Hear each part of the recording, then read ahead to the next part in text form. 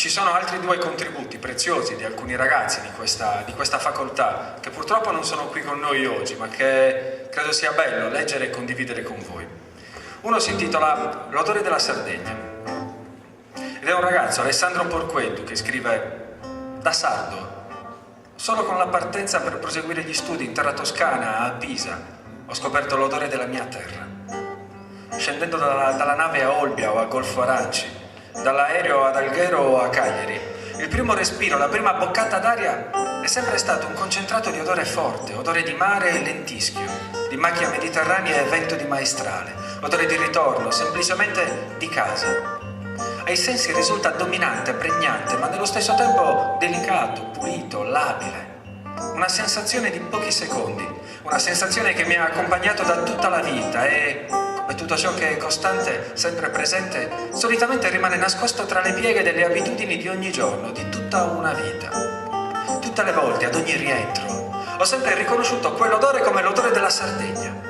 Un odore che non cambia da Santa Teresa di Gallura a Cagliari, da Oristana a Nuoro, dalla Maddalena a Sant'Antioco, dalle spiagge della Costa Smeralda alle alture scoscese del Nuorese, dall'alto dell'Imbara alle pianure del Campidano, dagli alberghi delle coste alle aziende agricole dell'entroterra.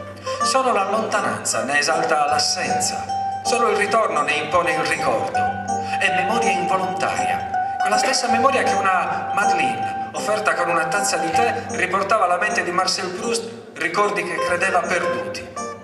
E non conta se è passato un mese o un anno, quel ricordo mantiene tutta la sua forza, ti regala sempre la stessa sicurezza di essere arrivato, qualunque sia la tua strada, nel posto giusto.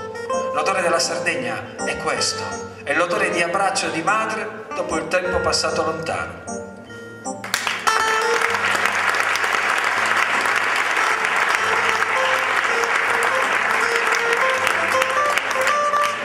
Questo invece è il contributo di Claudia Giarrusso, che è bello sapere che è di Catania ma studia qui a Oristano.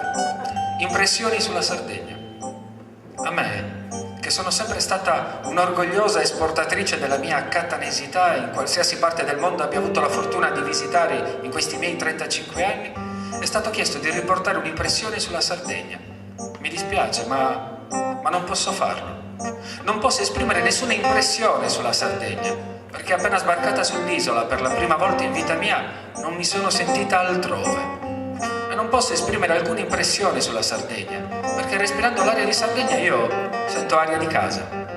E non posso esprimere semplicemente un'impressione sulla Sardegna se, parlando e confrontandomi e vivendo insieme con la meravigliosa gente di quest'isola, ogni volta e una volta di più mi sento a casa. Posso veramente pensare in termini di impressione, quando in Sardegna ogni colore e ogni sapore mi parla di casa. Sulla Sardegna io non ho impressioni da esprimere, solo una parola da spendere. Casa. Claudia Giarrusso.